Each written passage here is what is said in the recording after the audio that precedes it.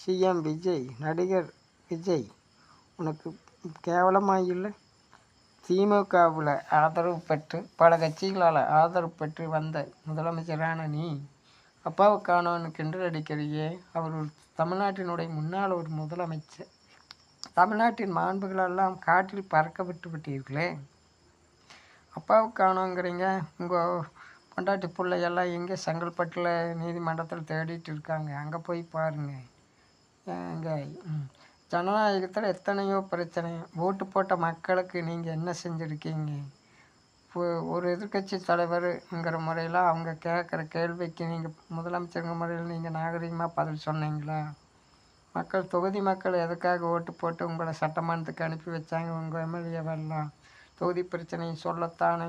ஆனால் யாராவது சொல்கிறீங்களா? இது என்ன ஜனநாயகம்? கேலிக்கூத்தாக இருக்கிறதே. இது என்னப்பா இது? நீ ஒரு படத்தை போல நீங்கள் சொன்னது எந்த வாக்குறையும் நீங்கள் நிறைவேற்றவே இல்லை விஜய் அண்ணா.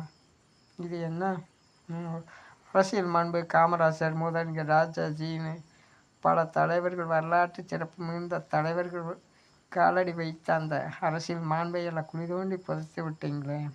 இது என்ன ஒரு கொடுமையாக இருக்குது? நாட்டில் எத்தனையோ அவலங்கள் இருக்குது, நடந்துகிட்டு இருக்குது. சட்டம் ஒழுங்கு பிரச்சனை, பாலியல் பலாத்காரம், கொள்ளைன்னு இந்த ஒரு மாதத்தில் எத்தனையோ பிரச்சனைங்க. இதையெல்லாம் பேசுகிறத விட்டுட்டு ஏதேதோ பேசிகிட்டு இருக்கீங்களே. தமிழ்நாட்டு மக்கள் எதுக்காக உங்களை ஓட்டு போட்டு அனுப்பி வச்சாங்க? சிஎம் சார் பதில் சொல்லுங்கள்.